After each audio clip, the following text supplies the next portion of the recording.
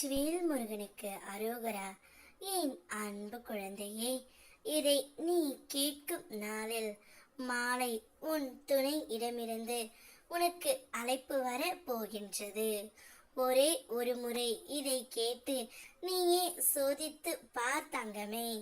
நிச்சயம் நீ பிரிந்த உன்னுடைய உறவிடமிருந்து உனக்கான அழைப்பு வரும்.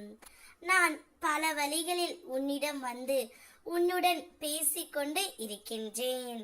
சில சமயம் ஒரு மனிதர் மூலமாக, சில சமயம் ஒரு கனவு வழியாக, அல்லது ஒரு நிகழ்வாக.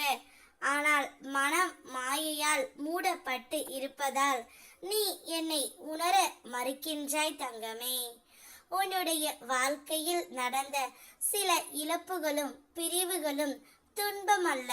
அந்த நேரத்தில் நீ என்னை விட்டு விட்டாய் முருகா என்று திட்டினாய்.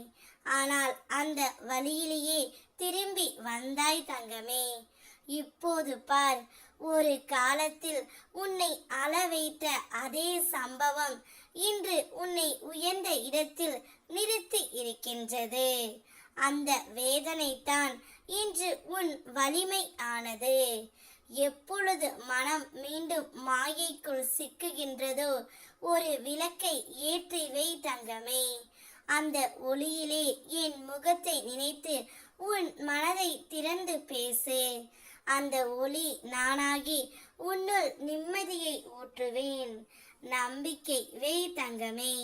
நீ பேசும் ஒவ்வொரு சொல்லும் என் செவிகளில் விழுகின்றது.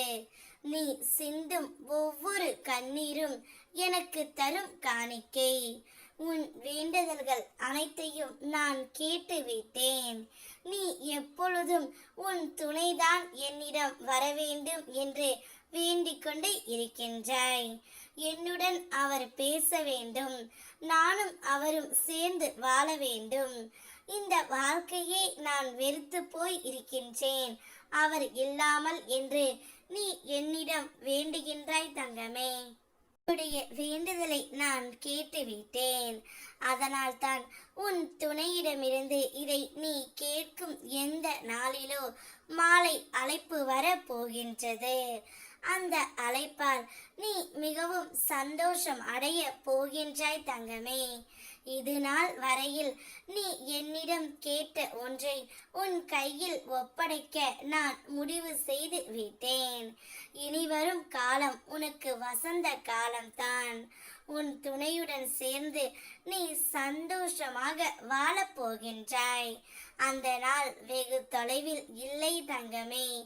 என்னை நம்பி வந்த என்னுடைய பக்தனுக்கு அவனது கோரிக்கைகள் அனைத்தையும் நான் நிறைவேற்றி கொடுப்பேன். இதுவே என்னுடைய கடமை. வெற்றிவேல் முருகனுக்கு அரோகரா.